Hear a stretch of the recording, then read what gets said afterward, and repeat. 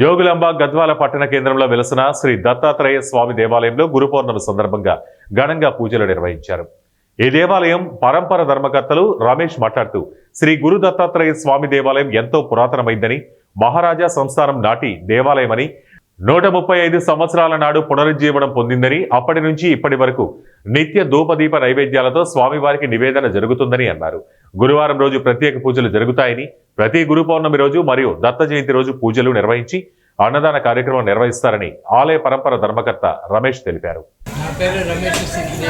గురు పూర్ణిమ సందర్భంగా మా తాతగారు తులజారాం గారు కట్టిన 135 సంవత్సరాల చరిత్ర కలిగిన ఏకైక దేవాలయం గద్వాల పట్టణంలో ఉన్నది. ఇది చాలామందికి అందుబాటులో కూడా ఉంటుంది. మేము మాకు సహాయంత వరకు ప్రజలకు సేవ చేయాలని, వివిధ కార్యక్రమాలు చేపట్టాలని యజ్ఞం చేశాము.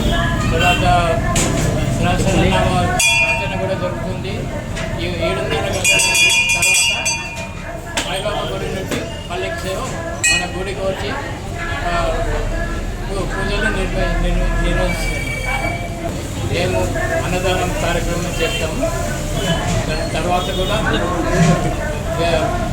రోజు పూజలు జరుగుతుంటాయి. ఈరోజు అందరికీ మంచి జరగాలని దత్తాత్రేయ ట్రస్ట్ తరఫున నేను అందరికీ విజ్ఞప్తి చేస్తున్నాను.